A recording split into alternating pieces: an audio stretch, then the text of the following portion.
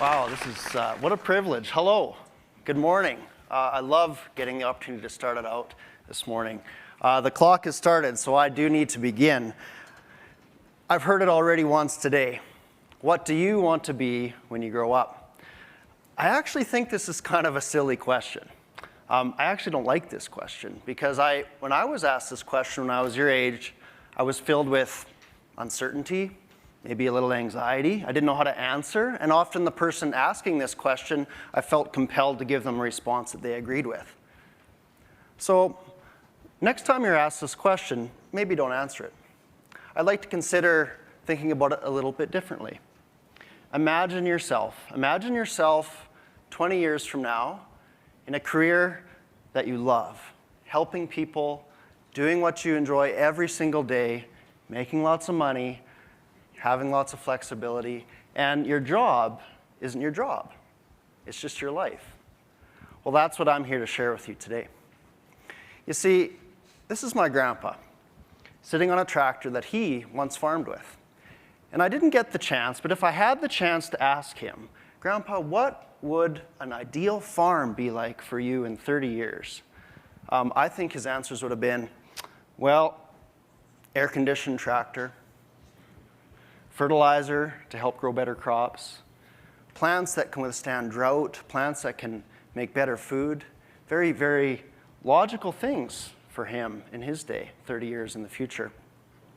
And the neat thing is, the future is always better than we think, because he got all those things. He truly did.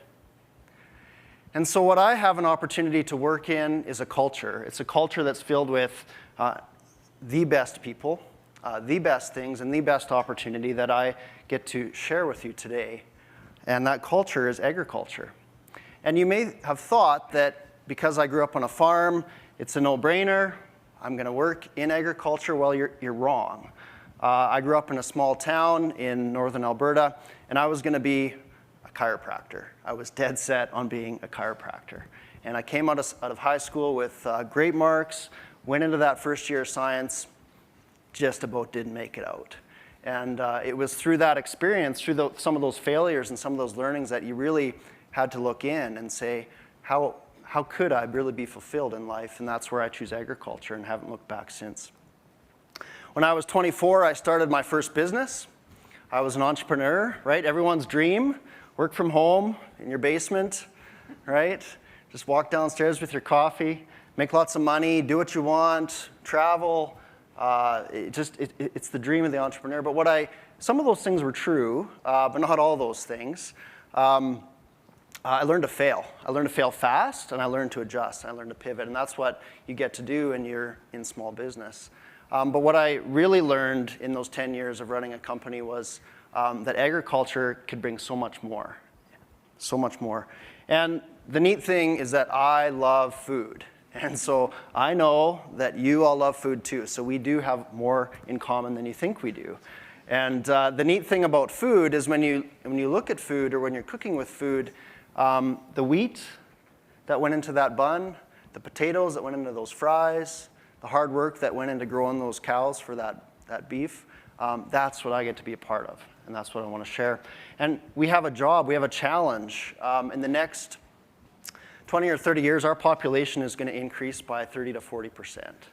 Okay? And they are going to be hungry. I promise you that. Everybody needs to eat. And so our job is to figure out how to feed them, because the reality is we need to grow 60 to 70% more food than we're growing today to feed them. And the world is fixed, and we have land that we can work on, and that's what I get to do.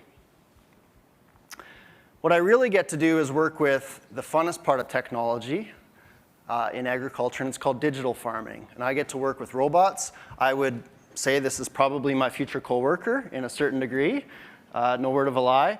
I get to work with maps, I get to work with data, I get to work with computers, I get to work with software, with algorithms, with sensors. Everything that you may not understand agriculture is about, I get to work in. And it's just a fantastic thing, and I get to apply it into growing food. Agriculture is also about genetics, science, growing better plants, more healthier plants, plants that can withstand all sorts of stresses. Agriculture is robots. Okay, this is a picture of a Mars robot that's planting a corn seed. Okay, now picture swarms of these robots out in the field planting, out in the field protecting our crops. This is coming for you and for me. This will be part of my world in the next 10 years, guaranteed.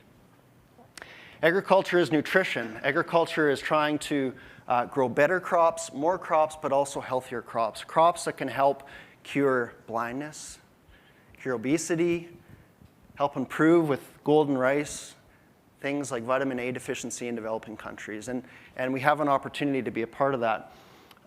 Agriculture's chemistry, okay? Veterinary medicine, medicine for plants, reactions, all those things, whatever interests you, I promise you, you'll find it in agriculture. Agriculture is people. Agriculture is passion, and agriculture is family. This is one of my favorite family farms out in Saskatchewan, and they've really found a way to give back not just to their family through ingraining in them a culture, but also giving back to the community, and they really are growing our future. Agriculture is travel. If you like to travel, agriculture is where it's at. I wouldn't have imagined I would have been in Kazakhstan 10 years ago, but I was there. Agriculture is outer space, not astronauts, but satellites and sensors, and agriculture is purpose, giving back to people that need help. Agriculture is purpose. And so when I look into the future of agriculture, I'm looking out at faces that look like this, okay? And I think of people like yourself, people that didn't grow up on farms, people that are curious, people that are gritty, people that are passionate. 1 in 8 jobs in Canada is in the ag and agri-food sector. So over 30 of you are going to be joining me in agriculture. And when you're driving out this July and you're seeing these beautiful yellow fields, I want you to consider that land is growing food, and it's growing food for the next 100 years, and you can be part of it. So if you'd like to start a business and be an entrepreneur, do that. Do that. Challenge yourself. Fail fast, often, learn, adapt. For me, I found myself inside a big company that supports me, and I consider myself somewhat of an entrepreneur.